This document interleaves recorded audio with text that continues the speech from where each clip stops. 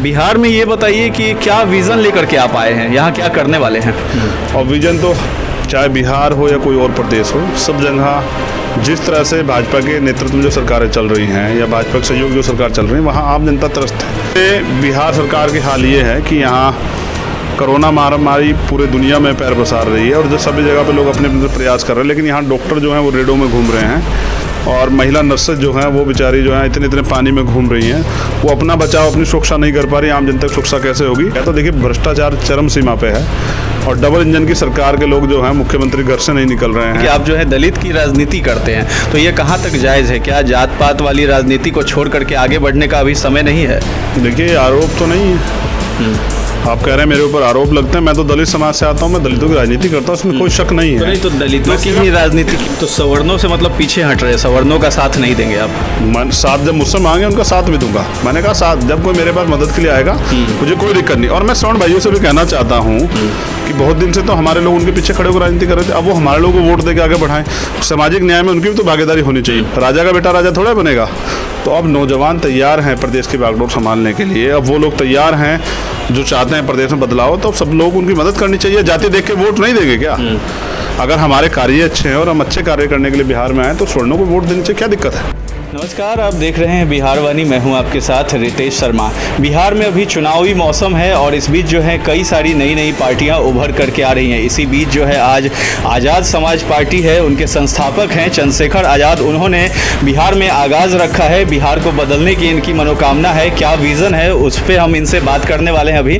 तो सबसे पहले चंद्रशेखर आज़ाद जी, हमारे चैनल में आपका स्वागत है। बहुत बहुत धन्यवाद। जय भीम। बिहार में ये बताइए कि क्या विज़न लेकर के आप आए हैं, यहाँ क्या करने वाले हैं? देखिए, पहले तो विजन यही है कि जो बिहार में भी समस्याएं चल रही हैं, जो भीम आर्मी के माध्यम पर भी यहाँ हमारी टीम कर रही थी, जैसे सबसे बड़ी समस्या बाढ़ की है। तो बाढ़ग्रस्त जो क्षेत्र है, अब आज से टीम जो है उन क्षेत्रों में जो है राशन की और जो अन्य सुविधाएं हैं, जो सहायता वो करा सकते हैं, उस पर जो है काम करेगी। और विजन तो चाहे बिहार हो या कोई और प्रदेश हो, सब जगह जिस तरह से भाजपा के नेतृत्व में जो सरकारें चल रही हैं या भाजपा के सहयोग जो सरकार चल रही है, वहाँ आम जनता त्रस्त है। चाहे महंगाई का मामला हो, बिहार में तो रोजगार का एक बड़ा मुद्दा है, वो एजुकेशन का मामला हो, हेल्थ का मामला हो, भ्रष्टाचार का मामला हो। और जिस तरह से कानून की राज की जो स्थापना है, सामाजिक न्याय जो है वो उसकी धज्जियाँ उड़ाई जा रही हैं। जिस तरह से जितने सरकारी डिपार्टमेंट को प्राइवेट करके जो है रिजर्वेशन को ख़त्म किया जा रहा है, तो तमाम समस्याएं हैं, उन सभी समस्याओं पे काम होगा।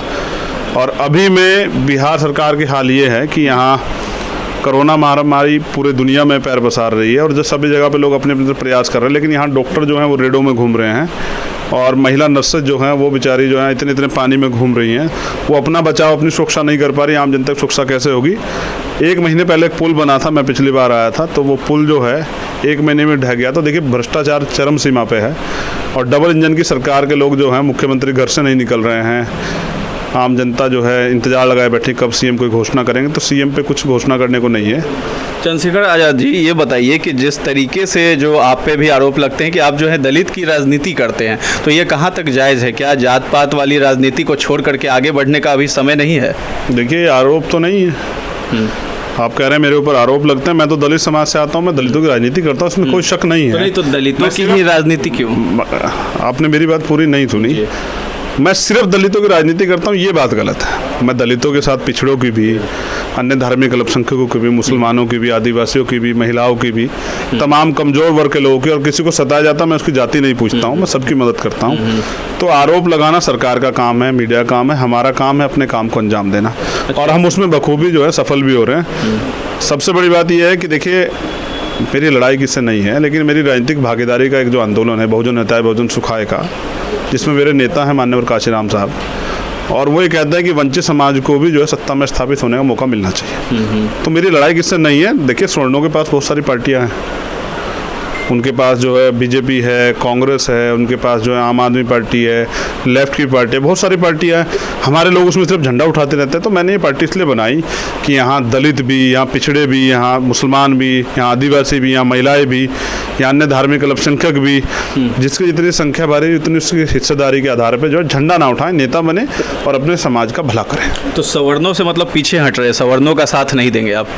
साथ जब मुझसे मांगे उनका साथ भी दूंगा। मैंने कहा साथ जब कोई मेरे पास मदद के लिए आएगा मुझे कोई दिक्कत नहीं। और मैं सवर्ण भाइयों से भी कहना चाहता हूँ कि बहुत दिन से तो हमारे लोग उनके पीछे खड़े होकर राजनीति कर रहे थे, अब वो हमारे लोगों को वोट देकर आगे बढ़ाएं। सामाजिक न्याय में उनकी भी तो भागीदारी होनी चाहिए ना, या वो हमेशा जो है वो नेता ही बने रहना चाहते हैं। वो कभी दलितों से, मिछड़ों से, मुसलमानों से इतना बैर है कि उनको वोट नहीं देना चाहते। मैं चाहता हूं कि अब वो सामाजिक न्याय की भागीदारी को वो भी अदा करें और वो लोगों को वोट दें। ये जिम्मेदारी उनकी बनती है। भाई वोट के आधार पे राजा तो वही बनेगा ना जिसके पास ज़्यादा वोट होगी। राजा का बेटा राजा थोड़ा बनेगा। तो अब नौजवान तैयार हैं प्रदेश की बागडोर संभालने के लिए। अब वो लोग तैयार हैं जो चाहते हैं प्रदेश में बदलाव, तो सब लोग उनकी मदद करनी चाहिए। जाति देख के वोट नहीं देंगे क्या? अगर हमारे कार्य अच्छे हैं और हम अच्छे कार्य करने के लिए बिहार में आए तो स्वर्णों को वोट देनी चाहिए, क्या दिक्कत है? अच्छा, समस्याएं जो है हर पार्टियां जो है समस्याएं गिनाती हैं, सरकार की जो खामियां है उसे दिखाती है, लेकिन जो ब्लूप्रिंट, जो मुद्दा है जिस पे कैसे काम करेगी पार्टी आपकी, इसके बारे में क्या आपके पास कोई ब्लूप्रिंट है? बिहार में आप क्या क्या काम करने वाले हैं? ब्लूप्रिंट है और वो ब्लूप्रिंट आम जनता तक और मीडिया तक पहुंचाया जाएगा। प्रदेश की टीम इसीलिए है कि वो सारी चीज़ों को आप लोगों तक पहुंचाए और आम जनता तक पहुंचाए। हमारी नीतियाँ क्या है, किस एजेंडे पे हम लोग काम करेंगे, रोजगार की क्या व्यवस्थाएं कराएंगे, शिक्षा में किस तरह की नीतियों का प्रयोग करेंगे, हेल्थ में किस तरह से सुधार लेके आएंगे, सब पार्टियां करती हैं। मेरी भी जिम्मेदारी है कि वो घोषणा पत्र जो है वो पार्टी जो है जारी करेगी जिस दिन जब हम घोषणा करेंगे किन किन सीटों पर हम लोग लड़ रहे हैं। तो सब चीज़ें होंगी आने वाले सब में। यहाँ की जो टीम है वो आपको सर्जन कर देगी। बिहार में देखिए दो प्रमुख पार्टियां हैं, जदयू हैं और राजद है।